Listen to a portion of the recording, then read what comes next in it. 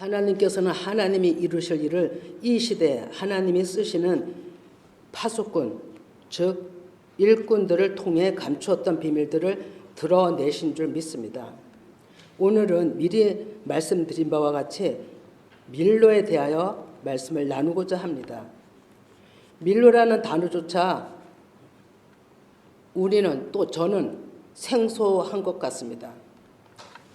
아마 밀로성 또는 밀로의 집 처음 들어보시리라 생각됩니다. 처음 듣는 소리는 그만큼 이 말씀은 감추어져 있었던 것이라 봅니다. 그래서 하나님 때에 하나님이 드러내신 것입니다.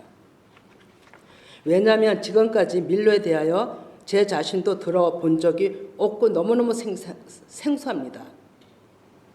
그런데 그 모든 것이 다 있었습니다. 밀로란 단어 들어간 곳이 성경에 10곳 있습니다. 정말 중요한 것은 밀로에 숨겨진 하나님 큰 뜻은 사수하는 일입니다. 너무 방대해서 또 깊고 깊어서 잘 나누어야 여러분들이 이해가 갈 텐데 저도 2주간이나 이 말씀을 깨달으면서 2주간 동안 살피고 또 살피고 해도 어떻게 정리를 해야 될지 고민이 많았고 성령님께 계속 여쭈었습니다. 밀로는 성벽, 채워진 것으로의 성체고요. 어근이 말레인데 채우다, 충만하다, 상징적으로 성취하다, 확인하다, 봉헌하다, 울타리로 막히다, 끝나다, 완성하다라는 뜻이 있습니다. 이 밀로 안에 사전적 어근의 의미가 다 실제 구원의 길이 있었다는 것입니다. 너무너무 중요합니다. 본문 말씀에서 밀로는 성벽, 성체를 실제 말씀합니다. 그러면 성벽은 왜 있었을까요? 지금까지 드러나지 않은 비밀이었어요. 성경에 밀로라는 것을 증축했다는 소리는 있어도 다윗성에 실제 옛날에 사는 사람이 없었기 때문에 건축한 자가 없었기 때문에 오랜 세월 후기 때문에 드러나지 않으면 이 말씀이 무슨 뜻을 가지고 있는지 밀로는 지금도 감춰져 있었을 거예요. 그런데 다윗성이 발굴되면서 드러난 겁니다. 예, 고고학적 발굴에 발견되어 합증되고 오늘날의 밀로의 중요성을 알게 돼서 너무 감사한 것은 때가 되었다는 겁니다. 그 안에는 그러니까 기원샘이 있었습니다. 그렇게 암벽을 쌓고 한 그 안에는 기원샘이 있었던 것입니다. 기원샘을 보호하기 위하여 지키기 위한 암벽과 밀로의 집이 있었던 것입니다. 파수꾼들이 있어서 지키는 곳이 밀로의 집이었습니다. 기원샘은 생명인 진리의 말씀을 상징합니다. 예수 그리스도를 뜻하는 것이죠. 그것이 요한복음 4장 14절에 예수님의 말씀하신 말씀인데요. 같이 읽어봅니다. 내 이름으로 무엇이든지 내게 구하면 내가 행하리라. 아니, 요한복음 4장 14절. 제가 14장이라 그랬나요? 4장 14절. 예, 시작. 내가 주는 물을 마시는 자는 영원히 목마르지 아니하리니 내가 주는 물은 그 속에서 영생하도록 솟아나는 샘물이 되리라. 아멘. 이 말씀입니다. 예, 수가성 여인하고 만나서 내가 주는 물은 영원히 솟아나는 샘물이다라고 자신을 밝힌 거죠. 예, 죽은 자들을 살리는 그 생명의 말씀, 이 말씀의 상징적 증거가 기원샘입니다. 그러니 기원샘이 얼마나 중요한지, 그리고 감추었던 밀로의 비밀이었던 것입니다. 밀로의 비밀, 그것이 기원샘이었어요. 그런 기원샘을 보호하기 위한 큰 장벽이 밀로성이었어요. 무려 7m 두께로 썼다는 것입니다. 얼마나 두껍습니까? 그것이 발굴되면서 아른 겁니다. 아사왕이나 솔로몬, 히스기야, 온전하게 말씀을 쫓았던 왕들이 아주 중요하게 여기고 그 성이 오랜 세월 훼손되면 다시 또 중수하고 지켰던 것입니다. 이 밀로가 세겜에도 있었다고 합니다. 그곳에는 야곱의 우물이 있었다고 합니다. 야곱의 우물 이스라엘 백성들은 엄청나게 중요시 여깁니다. 그것이 사사기 9장 6, 20절에 있습니다. 그러나 전체적으로는 읽지 않지만 야곱의 우물을 지키는 집, 그것도 밀로라고 말씀을 하고 있습니다. 밀로라고. 그곳에는 항상 일꾼들이, 강한 준비된 자들이 지키고 있는 것입니다. 그렇게 중요하게 역대 왕들이 지켰던 것은 기온샘, 예루살렘의 한 군데인 그 하나인 기온샘입니다. 식수가 없으면 예루살렘도 아무것도 없습니다. 영육간의 생명입니다. 다윗 왕이 가나안 여보스 족속이 차지하고 있던 땅, 그것을 다윗이 정복하고 다윗성이라 명명하고 또 시온성이라고도 했답니다. 다윗성은 주변 나라를 다 정복, 통일 왕국을 이룬 뒤 인구 조사의 불충으로 이스라엘 전역이 전염병으로 많은 사람이 죽게 됩니다. 이때 갓 선지자를 하나님은 보내서 회개를 촉구합니다. 그래서 다윗은 갓 선지자의 말을 듣고 회개합니다. 그랬을 때 죽음의 사자는 아라우나 오르난 타장 마당에 멈춰 있었던 겁니다. 죽음의 사자가. 그랬을 때 다윗이 이 땅을 사겠다 했을 때 아라우나는 그냥 드리길 원했지만 다윗은 아니더라고 은 500세기를 주고 그 땅과 그 소까지 다 사서 하나님 앞에 제사 드리고 바칩니다. 하나님의 소유가 된 것입니다. 그것에다가 후에 솔로몬이 예루살렘 성전을 건축합니다. 하나님이 드린 땅, 하나님의 거신 땅, 이름이 하나님의 거신 땅에 성전 건축을 진 겁니다. 그리고 땅까지 다윗이 땅과 소를 다 샀어요. 은 50은 구속을 뜻합니다. 생명을 뜻하거든요. 그러면 이 땅, 타작마당이란 땅은 심판의 장소예요. 또 소는 일꾼들입니다. 그걸 상징하거든요.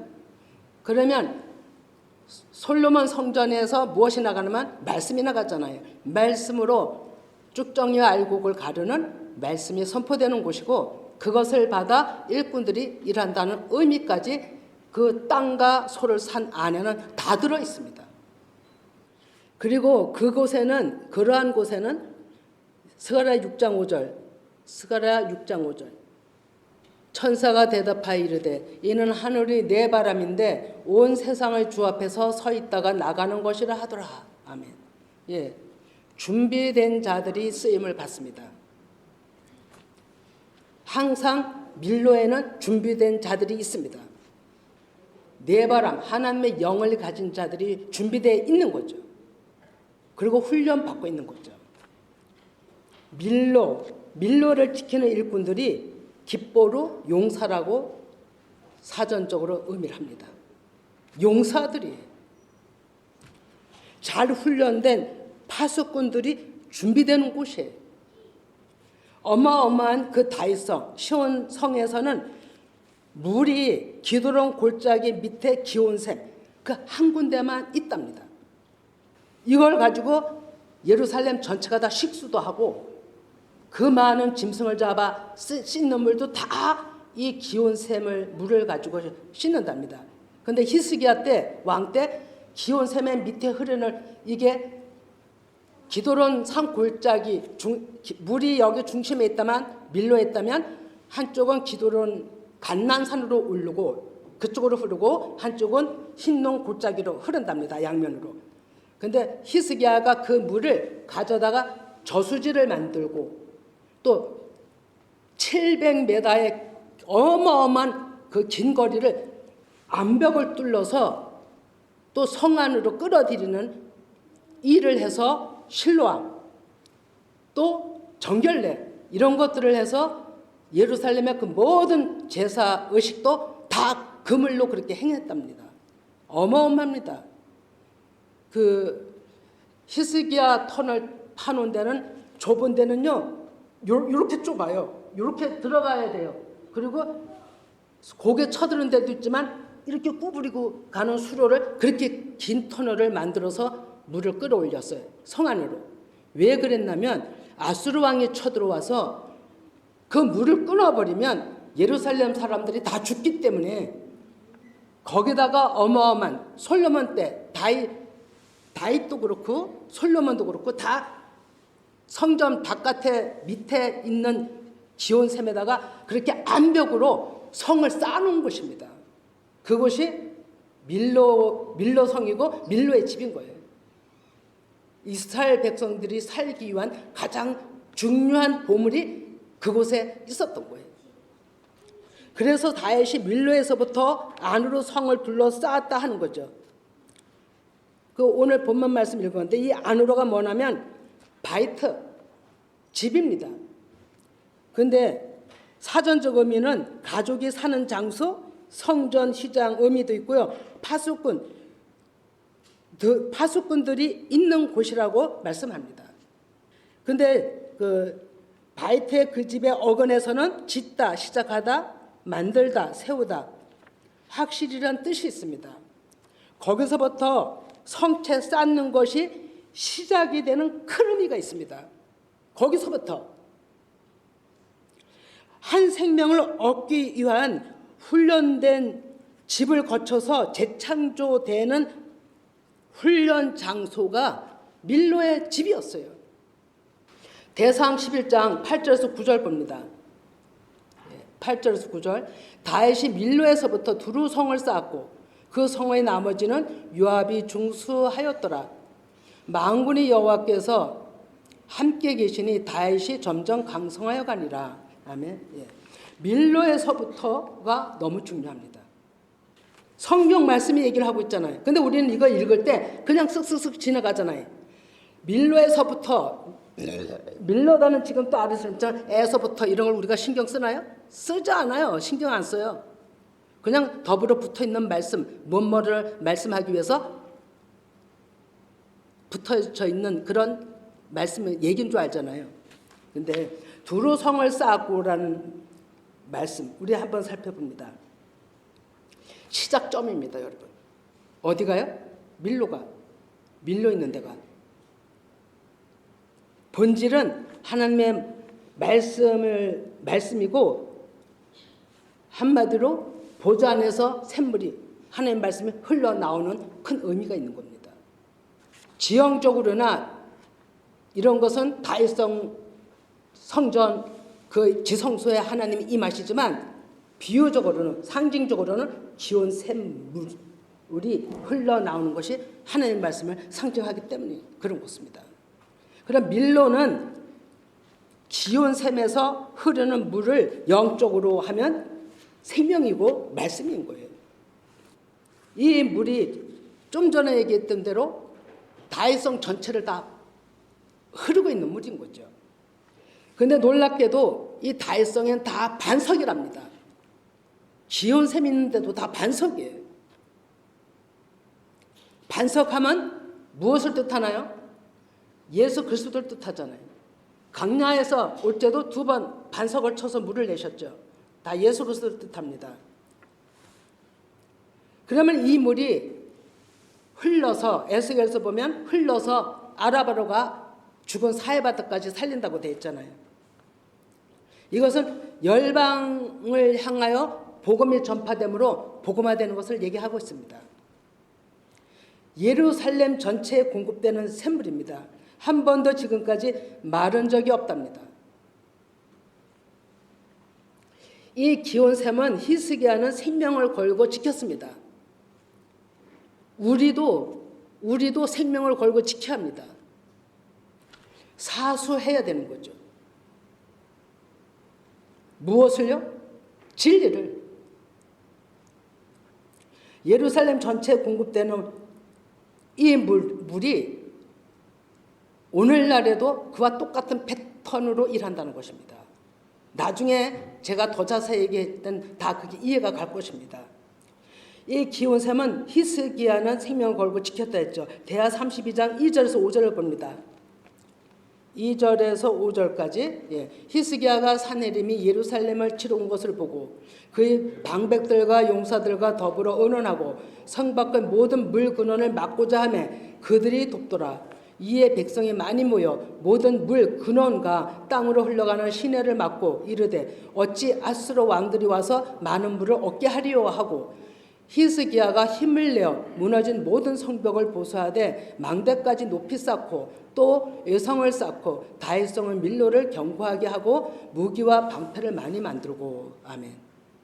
힘을 다해서 온 백성이 모여서 아수르가 이 물을 건드리지 못하도록 외벽을 그렇게 쌓은 겁니다. 7m나 어마어마한 두께로 누구도 잘 낄 수 없도록 그 안에 보물이 기온샘이었어요. 여기 애성을 쌓았다는 것은 기온샘이 성 바깥쪽에 있었답니다. 그래서 성에다 더 붙여서 그렇게 애벽을 많이 쌓았다는 것입니다. 단단하게. 그리고 그 물을 지키기 위해서 밀로의 집, 거기에 제사장과 파수꾼들을 아주 용사된 자들을 뽑아서 그곳에다 놓았다는 거죠. 지키라고. 그리고 온 나라가 보이는 것 같지 않지만 지극히 별거 아닌 것 같지만 그곳이 허물어지면 이스라엘도 없고 예루살렘도 없는 겁니다. 그 자리가 엄청나게 중요한 겁니다. 왕하 20장 20절에 보면 같이 읽습니다. 히스기야의 남은 사적과 그의 모든 업적과 저수지와 수도를 만들어 물을 성 안으로 끌어들인 일은 유다 왕 역대지력에 기록되지 아니하였느냐. 아멘. 히스기야 왕이 엄청난 공을 세웠습니다. 말씀을 사수했다는 얘기예요. 이 얘기는. 그래서 어둠의 세력들 우상, 모든 아세라 상인이 모든 우상 것들을 다 타파해버린 거예요. 아사 왕도 그랬고요. 엄청난 개혁이 일어났던 거죠. 오직 말씀을 먹는 것이 기온샘을 지키는 것이었어요. 히스기야 왕이 만든 수도, 히스기야가 그 애성 기온샘에서 이걸 끌어올리기 위해서도 저수지를 만들고 참 큰 일을 많이 했습니다. 이사야 22장 11절에 너희가 또 옛 못의 물을 위하여 두 성 벽 사이에 저수지를 만들었느니라. 그러나 너희가 이를 행하신 이를 앙망하지 아니하였고 이 일을 옛적부터 경영하신 이를 공경하지 아니하였느니라. 여러분, 우리의 말씀은 대식에 먹어야 된다고 생각하죠. 또 물은 우리가 없어서는 안 된다고 식수를 먹죠. 그래도 우리는 그 물에 대해서 감사하시나요? 물에 대해서 감사하신다면 어마어마한 큰 은혜가 있으신 분입니다. 진짜. 우리는 아무 생각 없이 날마다 삽니다. 그리고 날마다 목이 마르면 물을 먹습니다. 날마다 하나님 말씀 취하겠다고 읽고 하지만 그것이 실제로 내 마음에 감사로 와 닿기는 드물다는 거죠. 여기서도 너희들이 물을 가지고 그렇게 했으면서도 너희들이 여호와 하나님은 공경하지 않았다는 거예요. 말씀과 물은 다른 것 같잖아요. 그런데 아무 물이나 말씀이 아닌 거죠. 아무 물이나 여러분. 어떤 말씀을 상징할까요? 어떤 물이? 기온샘이에요. 아무나 물이 아니에요. 하나님이 정해준 샘, 그것이 기온샘이에요. 그 물만이 생명인 거예요. 아무 물이나 샘물이라고 다 여기다 갖다 붙이면 안 되는 거죠. 기온샘을 끌어서 저수지 만들었다는 건 어마어마한 겁니다. 그래서 이스라엘, 예루살렘이 다 살게 한 거죠. 실로암도 만들고. 실로암을 성 안으로 끌어들였을 때 어떤 일이 일어났습니까? 예수님이 그 앞에서 있을 때 날 때부터 소경자가 왔잖아요. 그래서 눈뜨게 해달라고 그랬을 때 예수님이 어떻게 했어요? 흙을 갖다가 침을 뱉어서 이렇게 해서 눈에다가 붙여주고 실로암에 가서 씻으라 했죠. 그 사건이 그 실로함이 뭡니까? 보냄을 받았다는 뜻이잖아요. 하나님의 성령이 움직이신 거죠. 그래서 그 소경은 거서 예수님 말씀대로 함으로 눈이 떠졌습니다. 이 얘기는 날 때부터 소경이 장애도 되겠지만 우리들입니다. 우리 날 때부터 소경이잖아요. 왠지 아세요? 예? 육으로 태어나잖아요. 그게 소경이에요. 날 때부터 영으로 태어나지 않잖아요. 영적인 걸로 육으로 태어나잖아요. 그래 날 때부터 소경이에요. 우리가 이 실로함에 눈뜬 소경이 나 여러분들이에요. 그랬을 때 예수님의 침에서 입에서 나온 침은요 말씀이랍니다. 그 또한 생수 의미를 가지고 있는 거예요. 이겨서 실로함 가서 씻으라 했잖아. 실로함도 무슨 뜻이에요? 하나님이 보내신 물이에요. 오직 하나님이 보내신 물에 씻었을 때 역사는 일어난 거예요. 그렇다면 우리 표에 맹인이 보며 돼 있죠. 우리가 지금 이 말씀을 듣고 눈이 떠져야 하는 거예요. 그러면 오늘 시간이 아니라도 말씀을 들을 때 먹을 때 눈이 떠져야 하는 거예요. 그것이 날 때부터 소경인 내가 눈을 뜨는 겁니다. 여러분. 왕상 9장 15절 봅니다. 예, 왕상 9장 15절. 솔로몬 왕이 역군을 일으킨 까닭은 이러하니 여호와의 성전과 자기 왕궁과 밀로와 예루살렘 성과 하솔과 무깃도와 게셀을 건축하려 하였습니다. 예, 그리고 24절 봅니다. 24절. 예, 24절. 네, 읽습니다. 바로의 딸이 다윗성에서부터 올라와 솔로몬이 그를 위하여 건축한 궁에 이를 때에 솔로몬이 밀로를 건축하였더라. 예, 다윗도 밀로를 건축했고요. 솔로몬도 밀로를 건축했어요. 그 한 자리에다가 훼손되면 또 중축하고 또 세우고 이랬던 것입니다. 기온샘이 여기저기가 있는 게 아니라 딱 한 군데입니다. 이 얘기는 딱 한 군데를 얘기하는 것은 진리가 두 줄이 아니라는 겁니다. 진리는 한 줄이에요. 성부, 성자, 성령, 하나님 그 한 분이에요. 일은 다 각각 다를지라도 하나를 얘기하는 거예요. 그래서 이분들은 오로지 나라가 태평세월로 안전하게 이루어지려면 이 셈을 지켜야 된다고 생각한 거예요. 셈을 지켜야 된다고. 그래서 그 셈에다가 그렇게 마음들을 썼던 겁니다. 궁이 지어지는데 당연히 다윗도 솔로몬도 히스기야도 아사도 이 셈을 중요시 여겼던 거예요. 셈을. 혼합되지 않는 말씀에 대잖아요. 예, 그 일은 반석에 신 예수와 그 입에서 나오는 모든 말씀입니다. 그것을 사수하는 것이 평화입니다. 어둠이 침범을 못합니다. 그거 사수하는 것이. 완전히 구원입니다. 우리도 마찬가지입니다. 말씀을 소홀히 하고 경외함이 없으면 예수 그리스도의 구원이 없는 것입니다. 하나님은 계속 말씀하는 것이 혼합시키지 말라는 겁니다. 사람의 생각과 하나님의 진리와 혼합시키지 말라는 겁니다. 그런데 지금까지 열방이 교회가 목사들부터 다 저부터 혼합시켜 왔어요. 엄청나게 회개해야 됩니다. 그래서 하나님은 전염병 3년 성경 그대로 주신 줄 알아야 됩니다. 여러분. 회개하라고. 혼합으로는 하나님 앞에 갈 수가 없기 때문에 다 예배도 다 해체시켜가면서 하나님은 진리로 이끌으셨던 것입니다. 그때 하나님은 바루카바 찬양을 계속 밤낮을 저한테 들려주셨던 거예요. 하나님이 일하시는 곳이라고.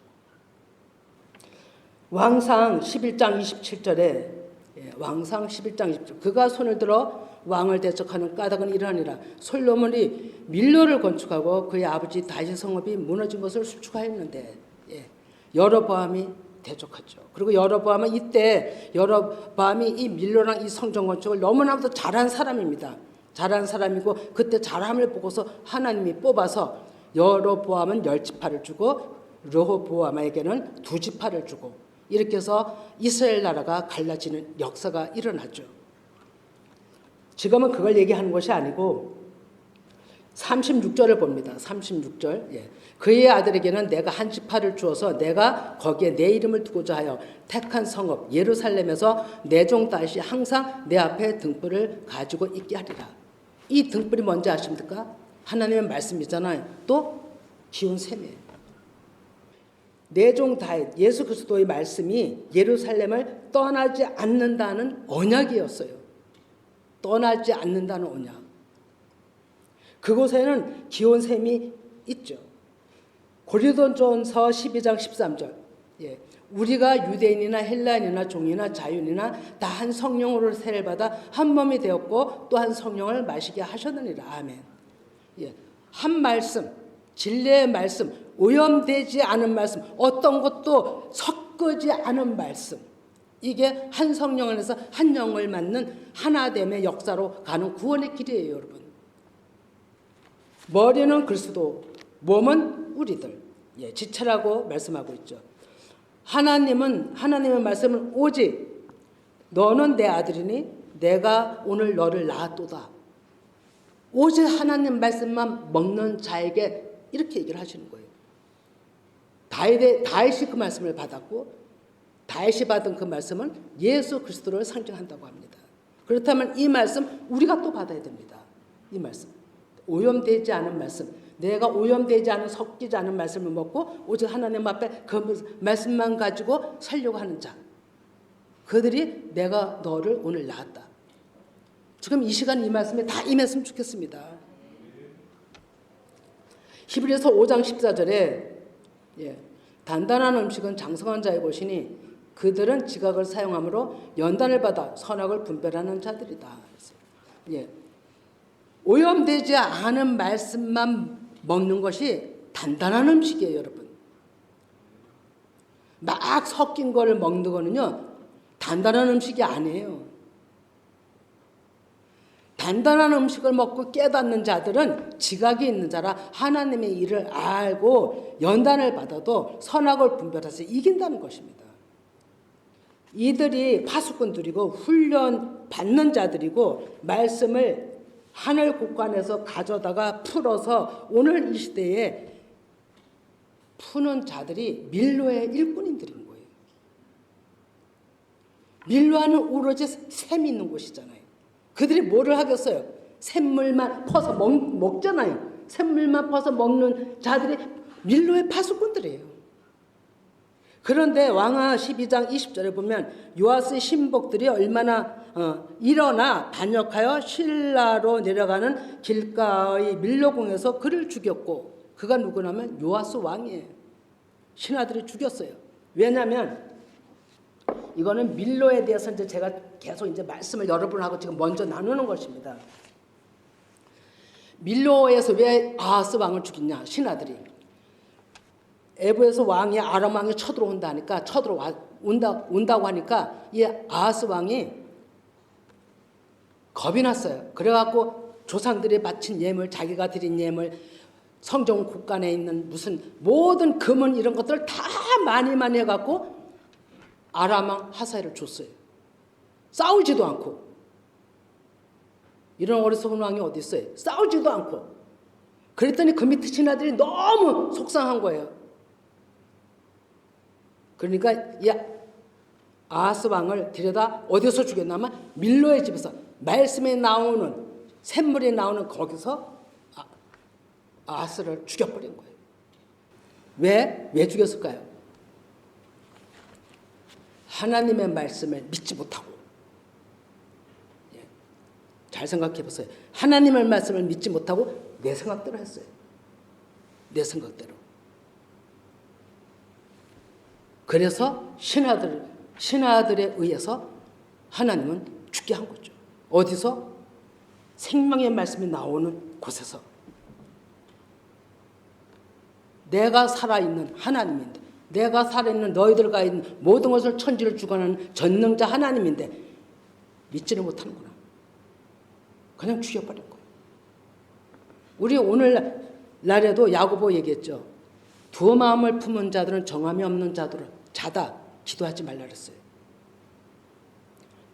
그거는 변질이에요. 혼합이 된 거예요. 그러나 혼합 가정에서도 우리 혼합은 가정이기 때문에 하나님은 계속 기다려 주시는 거죠. 혼합에서 떠나 오직 생수의 말씀만 먹을 수 있도록 이끌어 가시는 게 과정이고 연단이라고 얘기를 하잖아요. 예, 그런데 세겜에 밀로의 집이 있었다는 건 있었다는 것이 어떻게 이제 입증이 됐냐면 고고하 다윗성을 파헤치면서 그 밀로의 집이 드러나면서 사사기에 썼던 밀로의 집이 야곱의 집을 지키는 집이었구나라는 걸 이제 깨닫게 된 거예요. 이 학자들도. 그전에 뭔지를 몰랐는데, 이 밀로가 뭔지를 몰랐는데, 느헤미야 3장 15절에 보면 이거는 이제 그냥 읽지 않아도 샘문을 중수한 인물들이 나옵니다. 그리고 중요한 것은 밀로로 들어가는 입구가 샘문이라는 문이랍니다. 느헤미야 3장 16절에 보면 샘문은 16절, 샘문은 그 다음은 벳을 지방 절반을 다스리는 아스부고의 아들 느헤미야가 중사하여 다윗의 묘실과 마주대한 곳에 이르고 또 파서 만든 못을 지나 용사의 집까지 이르렀고, 샘문 있는 데가 거리가 상당히 이 용사의 집으로 들어오려면 거리가 상당히 있나 봐요. 거리가. 근데 거기서부터 해서 이 느헤미야가 중수했는데 용사의 집까지 했다는 거예요. 성을 쌓았다는 거예요. 용사의 집이 밀로예요. 기온샘을 지키는 파수꾼들이 있는 곳. 이들은 완전한 용사들인 거예요. 하나님의 영을 가진 네바람의 영을 가진 하나님의 일꾼들이에요. 하나님의 명령만 받아서 움직이는 자들이에요. 내 생각은 완전히 배제된 자들이에요. 이 자들이 필요합니다. 오늘날에도. 이 자들이 저와 여러분이 돼야 되는 거예요. 그런데 제가 더 놀란 게 있습니다. 창세기 2장 15절 봅니다. 13절이나요. 죄송해요. 둘째 강의 이름은 기온이라 구스 온 땅에 둘렀고, 너무 중요합니다. 오늘 아침에 그냥 완전히 불이 번쩍 빛난 것 같아요. 이게 무엇이냐면 구스 온 땅을 둘렀다는 얘기는요, 구스는 아프리카 쪽이에요. 이방이 완전 에티오피아. 그 여왕이 솔로몬한테 그 많은 지혜를 들여왔던 그걸 의미하거든요. 구스왕은 이방을 얘기하는데, 완전히 이방을 얘기했는데, 그것이 오는 콜에 모든 이방의 모든 땅, 에데츠, 육신의 구조를 완전히 둘렀다는 거예요. 이 얘기는 우리도 여 안에 있는 거예요. 우리도. 예루살렘, 이스라엘 선택한 모든 밖에 사람들이 다 포함이 되는 거예요. 거기에 기온샘이 흐르는 줄기가 있는 거예요. 예루살렘 한 곳에뿐이 아니라 오늘날에 셋째 날에 구원받아야 될 사람들을 살리기 위해서 하나님께서 기온샘의 줄기가 흐르는 곳이 있었던 거예요. 그것이 둘렀다는 의미고요. 회전하다, 태를 두르다, 상징적으로는 가져오다, 만들다, 사방에 둘러 있다는 뜻입니다. 열방에 낮은 두로 진리는 흐르게끔 되어 있습니다. 낮은 마음. 교만한 자한테는 절대로 못 흐릅니다. 거룩한 것이기 때문에. 그러니까 중요한 깨달음을 구약의 예루살렘에 기록된 샘이 이 흐르는 1차적으로는 예루살렘에 한 군데를 했잖아요. 기온샘을 주셨어요. 하나님이. 그래서 구약의 모든 역대가 구약의 모든 사람들이 먹고 살겠어요. 이와 같은 패턴으로 열방의 구원을 위해서 열방의 어디에 어느 곳에 어느 장소에 기온샘이 있다는 것입니다. 그것도 솟아나는 샘물, 기온샘이 있는 거예요. 에스겔 47장 1절을 봅니다. 에스겔 47장 1절. 그가 나를 데리고 성전문에 이르시니 성전의 앞면이 동쪽을 향하였는데 그 문지방 밑에서 물이 나와 동쪽으로 흐르다가 성전 오른쪽 제단 남쪽으로 흘러내리더라. 아멘. 물이 어디서 나와요? 문지방 밑에서. 그러니까 성전 밑, 나를 데리고 성전문에 이르시니 성전의 앞면에 동쪽을 향했는데 그 문지방 밑에서 물이 나와. 동쪽으로 흐르다가, 이 얘기는 예루살렘의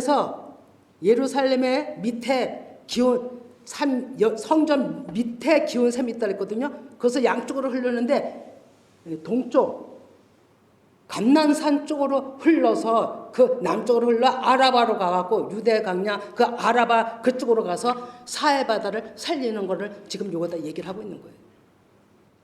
그러면 오늘날에도 이런 역사가 똑같이 있어야 되는 거예요. 기온샘이라면 성 안에 샘이 있어야 돼요. 하나님이 주신 샘이 있어야 돼요. 그리고 그 물을 먹고 진리의 말씀을 먹고 일꾼이 세워지는 교회가 있어야 되는 거예요. 이 물이 기온샘, 문지방 밑부탄인데 기초 뜻합니다. 기초를. 아주 시작. 이 샘이 흘러나오는 것과 발굴되는 생수의 강이 또 발굴되는 생수의 강과 이 말씀과 똑같아야 되는 거예요. 받침이 돼야 되는 거잖아요. 확실하게 하려면. 그런데 이스라엘에 이것이 발굴이 되면서 기온샘이 있는 예루살렘 성전 밑하고 똑같이 일치가 됐답니다. 이 말씀하고. 어마어마한 얘기입니다. 지금. 에스겔 47장 8절에서 10 지금 제가 얘기했기 때문에 이건 아닐 거예요. 시간 관계상. 네. 고기가 많아. 건져낼 사람들이 많은 거예요. 예, 그래서 거기는 어부가 쓴다고 되어 있어. 10절에. 또 이 강가에 어부가 설 것이니 엔게디에서부터 에네글라임까지 금을 치는 곳이 될 것이라. 그 고기가 각 종류를 따라 큰 바다의 고기같이 심이 많으려니와. 일꾼이 준비가 돼야 돼요. 어부. 사람 낚는 어부들이 준비가 돼야 되는 거예요. 그것은 실제 역사가 실제 이루어지는 이 일이 있는 것입니다, 여러분. 우리나라는 놀랍게도 전 세계 얼마나 제자화를 시키면서 복음을 또 섞여서 쓸지라도 한 시대에 그땐 열리지 않은 때이기 때문에 최선을 다했던 거예요, 우리나라도. 그리고 제자 훈련 했던 거죠. 그런데 지금은 표면적인 제자 훈련을 들어가서 더 높이 가서 영적으로 제자 훈련, 영으로 성령으로 하나님의 일꾼들이 쓰는 자들이 기온샘이 있는 데서 준비가 돼야 되는 거예요. 스가랴 13장 1, 2절 봅니다. 스가랴 13장 1, 2절. 예, 그날에 죄와 더러움을 씻는 샘이 다윗의 족속과 예루살렘 주민을 위하여 열리리라. 예, 2절. 만군의 여호와가 말하노라. 그날에 내가 우상의 이름을 이 땅에서 끊어서 기억도 되지 못하게 할 것이며 거짓 선지자와 더러운 귀신을 이 땅에서 떠나게 할 것이라. 예. 1절 봅니다. 1절. 조금만 내려봐 주시기 바랍니다. 예. 그날에, 오늘날에, 지금의 죄와 더러움을 씻는 샘이 열렸어요. 깨달았잖아요. 깨달은 게 열린 거예요. 누구를 위해서? 예루살렘 주민을 위해서. 우리가 영적 예루살렘인 거예요. 예루살렘 주민인 거예요. 이거를 깨닫는 자들은 뭐가 떠나가요? 우상이 떠나가고, 예, 거짓 선지자가 떠나가고 더러운 귀신들이 다 떠나가는 거예요. 내 안에서. 깨닫는 자들에게는 이 역사가 일어나야 되는 거예요. 이거 말씀으로 언약한 말씀이에요. 지하에 가보세요. 붙어져 있지. 성령 세례가 일어나는 거예요. 성령 세례.